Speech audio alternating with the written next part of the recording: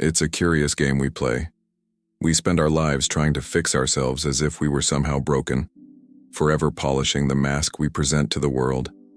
And yet, when you look closely at the great souls of history, the ones who truly lived, who truly changed things, you'll notice something odd. They were all cracked, every single one of them, fractured in their own way. And it wasn't in spite of their brokenness that they became who they were. It was because of it. This runs against everything we're taught, doesn't it?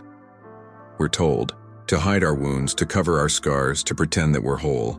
But what if your very brokenness, the part you most try to conceal, is exactly what the universe is asking for? What if the crack in your being isn't a flaw but a doorway? Let me be clear from the start.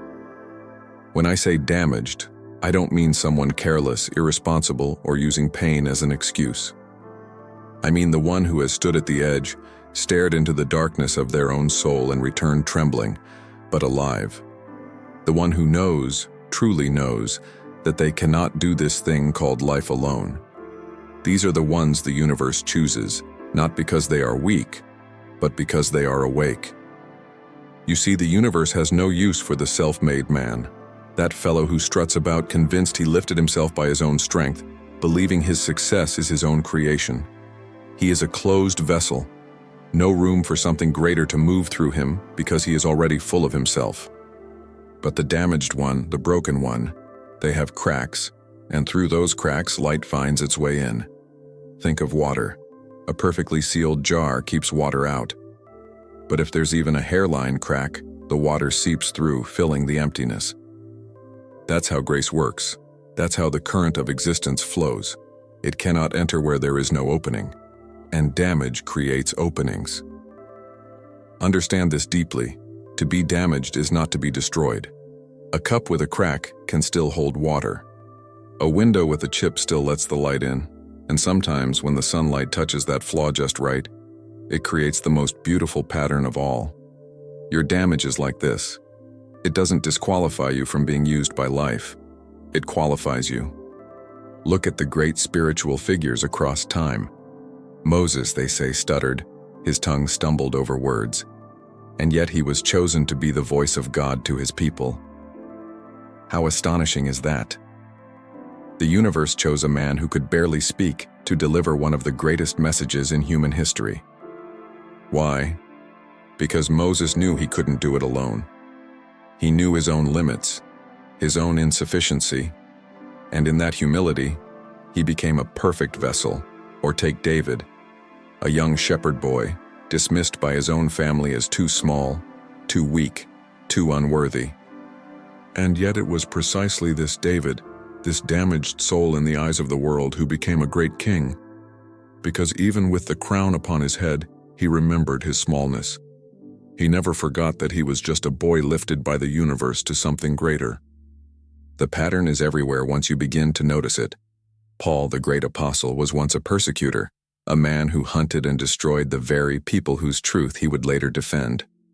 Can you imagine the weight of that? To live knowing you once silenced the voices you were born to amplify. And yet it was this guilt, this deep awareness of his own darkness that made him such a powerful teacher. He knew his redemption wasn't earned. It was given by something vast, unseen, merciful. Here's what happens when you're damaged. You lose the illusion of control. You stop believing you're running the show. Most people walk through life convinced that effort and planning can keep them safe, that if they work hard enough, are good enough, everything will go according to plan. But the damaged ones know better. They've seen how quickly things can fall apart. They've felt the ground vanish beneath their feet. And in that terrifying fall, they discovered something the comfortable rarely do. They learn to trust what catches them. This is why the universe chooses the damaged, because they have learned to let go. They've stopped gripping life with clenched fists and begun to relax into its current.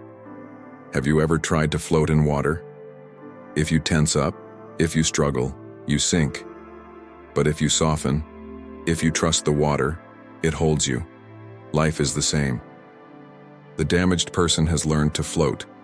And here's the truth about damage: it isn't the event itself, not the addiction, the heartbreak, the loss. those are merely circumstances. Damage is what unfolds within you when you finally admit that those moments changed you, that you're no longer who you were before, and that you can never return to that person again. This admission, this quiet acceptance of change, is the very crack through which light enters. Most people, when something painful happens, spend all their strength trying to return to normal. They long to be who they were before, but the damaged one knows. There is no going back. The old self has fallen away, and in the empty space where that self once stood, something new can begin to grow, something that could never have existed before. This is not recovery. This is transformation, and transformation is what the universe seeks. It's curious, isn't it? Those who have never been broken often struggle the most with life. They are brittle. When hardship comes, they shatter, because they've never learned how to bend. But the one who has already cracked, who has already been reshaped by pain, has learned flexibility. They move with life instead of against it. They're like seasoned wood that has weathered many storms, strong not from rigidity, but from knowing how to sway. Something profound happens when you finally accept your damage. You become humble. You understand that you are not the star of the play, not even the director, just a small part of a vast unfolding story. And strangely, that realization is not sad. It's freeing, because when you see you're not in control, you stop exhausting yourself, trying to control everything. You simply play your part and let life unfold as it will. This is what the ancient Chinese called Wu Wei, effortless action. It doesn't mean doing nothing, but doing without forcing, working without struggle.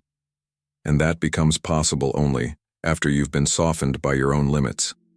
The proud man, the one who believes he has it all together, is always fighting. Against circumstances, against people, against life itself. He lives in resistance, but resistance drains the soul. The damaged person has discovered that resistance is futile, not in defeat, but in deep acceptance. They've learned to move with life's current, not to battle against its flow, and something else grows there too. Compassion, real compassion. Not pity, not condescension, but recognition.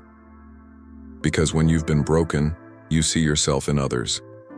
You know what it's like to fail, to ache, to reach the end of your strength and still need help. That knowing makes you gentle in a way the untouched can never be.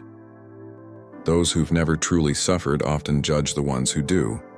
They say, why can't they just try harder? Why can't they pull themselves together? But the damaged person knows better. They know that sometimes trying harder is the very thing that keeps you from healing. Sometimes you must stop striving and simply surrender. And from that surrender comes a wisdom that can truly lift others, a tenderness born of truth. But let's be clear about what damage is not. It's not an excuse, not a reason to quit, to wallow in misery, or to hurt others in your pain. If your damage has made you bitter, resentful, cruel, then you've missed the lesson. You've turned pain into poison instead of allowing it to open you. The difference between the person the universe can use and the one it cannot is simple. One looks at their wounds and cries, "Why me?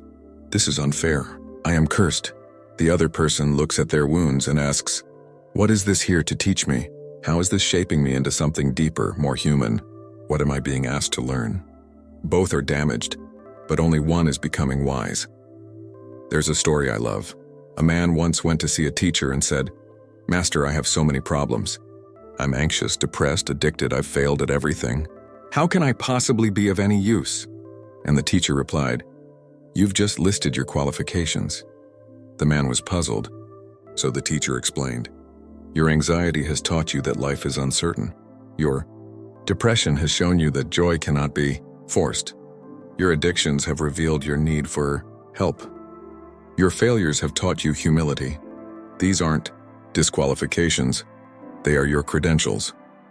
This is what it means when we say the universe chooses damaged people. It's not that it searches for broken souls to fix, but that brokenness creates the very conditions through which something greater can move. A seed must first split open before it can grow. The seed that refuses to crack will remain a seed forever. And what emerges from that breaking isn't the old you, restored. It's something new, something that was always hidden inside, waiting for the shell to give way. Look closely and you'll see this pattern everywhere. The people who truly change the world are never the ones who had it easy. They're the ones who fell, failed, and began again. So many times they lost count. Why? Because struggle teaches what comfort never can. It shows you your own strength. It proves that you can survive what you thought would destroy you. It reveals that something within, or working through you, is larger than your pain. And when you truly grasp this, deep in your bones you become fearless. Not because fear disappears, but because you see it for what it is, a feeling, passing like a cloud. You understand that even if the worst happens, you'll be all right, because you've already faced something close to it, and you're still here. This is the great secret of the damaged. They are free to risk, free to speak truth, free to love without restraint because they've learned that holding back never really protects you. Ask yourself, who would you rather learn from? Someone who has never fallen, never failed, who speaks only from the safety of success? Or someone who has walked through despair, stumbled to the edge, and found their way back? The first can teach achievement. The second can teach life. The universe calls upon the broken because they carry a wisdom the comfortable do not. They've been refined by fire, and what remains is essential, honest, real. This is what the world needs. Not perfect people, but true ones. And here's where the mystery deepens. When you stop hiding your damage, when you stop pretending to be whole, something astonishing happens. Others see themselves in you. Your cracks become bridges. Your honesty becomes a doorway. Everyone is damaged in some way, but when you let your wounds be visible, you give others permission to reveal theirs. And in that shared vulnerability, healing begins, connection begins, not the shallow kind built on image, but the deep human kind built on truth. The universe doesn't choose the damage despite their pain. It chooses them because of it, because pain creates humility. Humility creates openness. Openness creates space, and in that space, something sacred can move. Call it God, call it the universe, call it life itself. It needs space to work, and damage creates that space. So if you're sitting there thinking, I'm too broken, too flawed, too far gone, hear this. You are exactly who the universe is looking for. Your brokenness is not a flaw, it's a feature. Your damage is not a disqualification, and it's your credential. Your scars are not signs of shame, and they are proof that you've lived. They say, I have suffered, I have learned, and I am still here. The world doesn't need more perfect people, it needs more real ones. Not those pretending to be strong, but those who know their weakness and allow something greater to work through them. This is the paradox. Power is made perfect in weakness, not despite it, but through it. The very wound you try to hide is the doorway for light. The very damage you fear is the crack where grace enters. So stop polishing the mask, stop chasing perfection. Be honest, be open, be real. Because in that moment of raw vulnerability, you'll discover something beautiful. You were never alone. You've never been alone. And the very damage you once cursed is what makes you perfectly shaped for what the universe intends you to do. The best vessels are always the broken ones, the ones mended by experience, the ones that let the light pass through their cracks, and that light, that quiet, steady light, shines brighter because of those cracks. So be damaged, be broken, be cracked open, and in your brokenness, let life move through you. Not to be perfect, but to be real. Not to have every answer, but to be honest about the questions. Not to be the light itself, but to let the light shine through you. Because your damage and your beautiful, terrible, precious damage, Mia, is exactly what makes that possible.